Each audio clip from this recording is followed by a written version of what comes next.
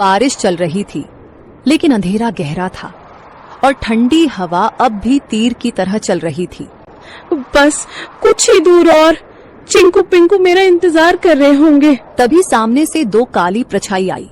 ओए चिड़िया रानी, कहाँ चली बारिश में? चिकी चौंक गई। सामने दो शिकारी पक्षी रास्ता रोककर खड़े थे। आज तो किस्मत चमकी है, बारिश में भी नसीब ने हमें गरम गरम चिड़िया भेजी है। आज हम चिड़िया तुझे खा जाएंगे। अब चिकी चिड़िया के सामने यह नई मुसीबत आई थी। चिड़िया ने सोचा, इस बार में नहीं बच सकती, क्योंकि आज दोनों दरिंदे बदमाश इकट्ठा होकर आए हैं। मुझे आज बल से नहीं परंतु दिमाग से काम लेना होगा। उसके दिमाग में एक आइडिया आया। जब दुश्मन को हराना हो तो उनमें फूट डालो, जिसे दुश्मन की ताकत आदि हो जाती है। तुम दोनों बहादुर शिकारी हो ना, और मुझे खाना चाहते हो ना, परंतु तुम दोनों में से जो सबसे बड़ा शिकारी और सबसे ज्यादा ताकतवर होगा वही मुझे खाएगा। मैं तो सबसे खतरनाक हूँ, पंखों से पंजे तक मौत हूँ, मौत। तेरी औकात नहीं मेरे सामने, मैं तो उड़ते परिंदे गिराता हूँ। तू मुझसे बड़ा शिकारी नहीं हो सकता। तो भेड़ो ना, दिखाओ असली ताकत। मुझे तो वही खा सकता है जो सबसे ताकतवर है। दोनों शिकारी जल उठे। कौवा उड़कर सुल्तान की ओर झपटा। सुल्तान ने पलटवार किया। सबसे पहले मैं तुझे खाऊंगा, फिर इस चिड़िया को। तू खा नहीं पाएगा कालू। दोनों एक दूसरे को नोचते हुए हवा में झगड़ते हुए नीचे गिर पड़े। दोनों की हालत खराब हो गई और बेहोश हो गए। चिकी इसी मौके का फायदा उठाते हुए चुपचाप वहां से जल्दी उड़ते हुए निकल गई। उसके मन में एक ही बात थी, बच्चों तक पहुंचना है, बस अब देर नहीं। चिंकू और पिंकू कांपते हुए बैठे थे। बारिश अब थम चुकी थी, लेकिन डर अब भी घोंसले में था।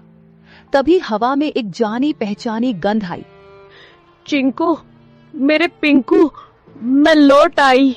मम्मा, हम कब से राह देख रहे थे कि आप कब आएंगी।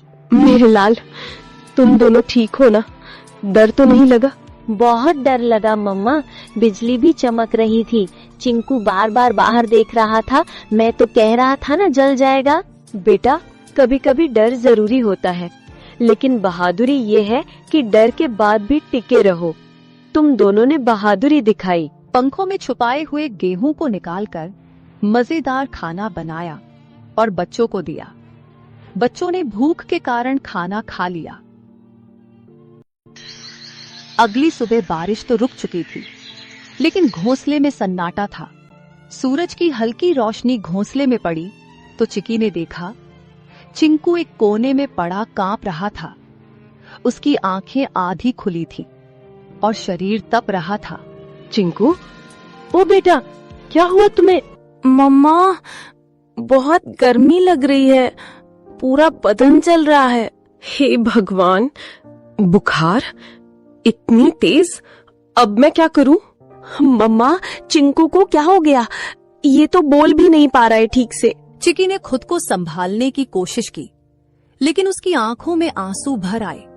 तू ठीक हो जाएगा बेटा, मम्मा यही है, कुछ करेगी, कुछ जरूर करेगी। उसने चिंकू को अपने पंखों में लपेट लिया। दिन भर वो उसके पास बैठी रही, चिंकू को साल भी दे दी।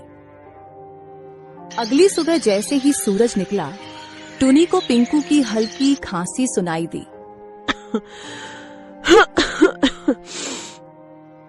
मम्मा, मुझे भी कुछ अजीब लग रहा है, सर भारी है।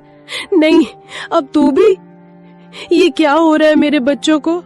हे भगवान, मैंने कौन सा पाप किया? भूख मिटाने चली तो बारिश आई, बारिश में निकली तो शिकारी आए, और शिकारी से बचकर आई तो अब ये बुखार। क्या मेरी ममता की परीक्षा ले रहे हो तुम?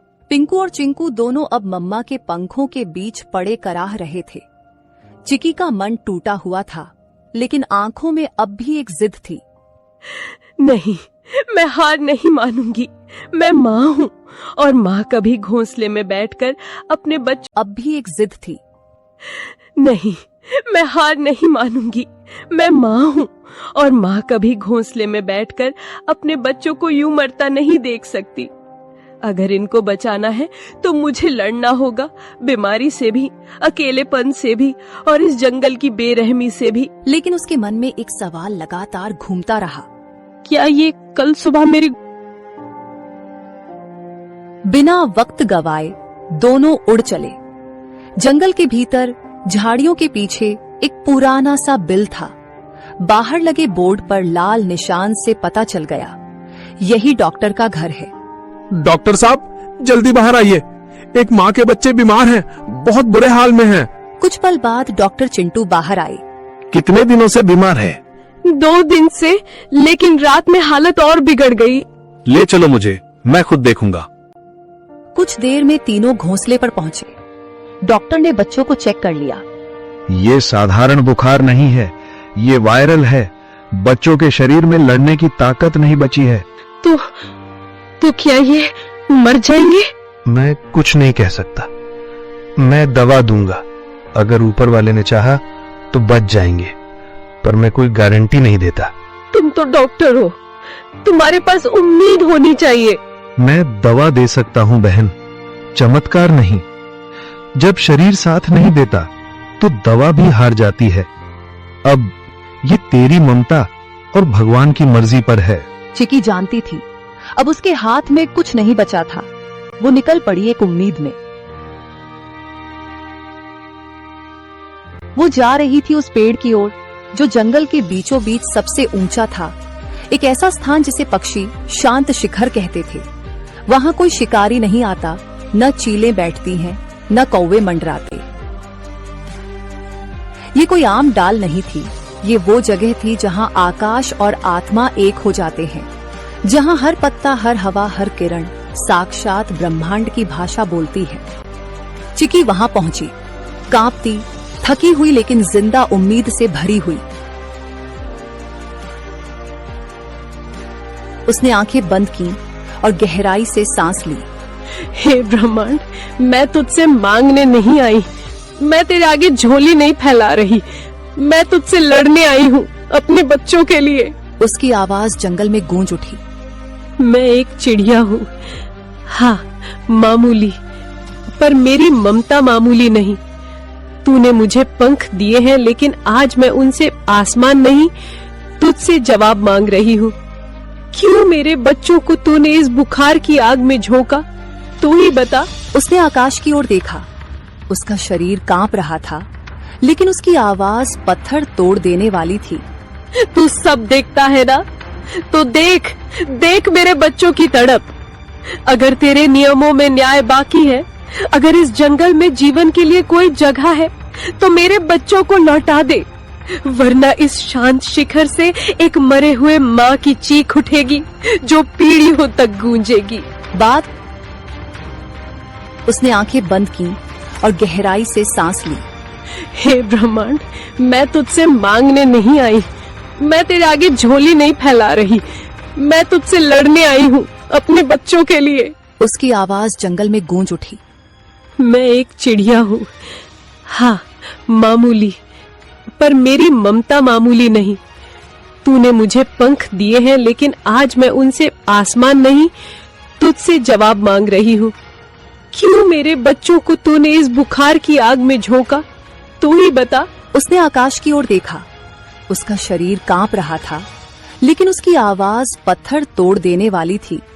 तू सब देखता है ना, तो देख देख मेरे बच्चों की तड़प। अगर तेरे नियमों में न्याय बाकी है, अगर इस जंगल में जीवन के लिए कोई जगह है, तो मेरे बच्चों को लौटा दे, वरना इस शांत शिखर से एक मरे हुए माँ की चीख उठेगी जो पीढ़ियों तक गूंजेगी। बाद में चिकी जिस पेड़ पर बैठी हुई थी, वह पेड़ बोलने लगा। जाओ, अब देखो